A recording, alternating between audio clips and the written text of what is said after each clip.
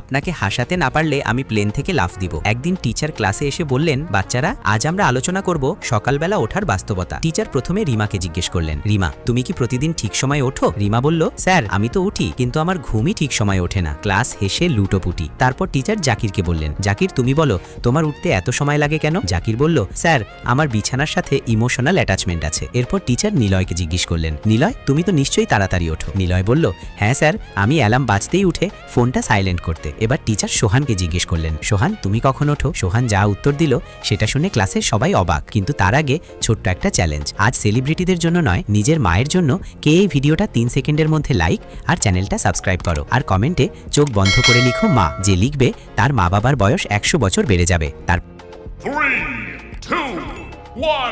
সোহান বলল, স্যার আমি তখনই উঠি যখন মা গলা চড়িয়ে বলেন, এবার উঠবি না তো ভাত খাবি কবে?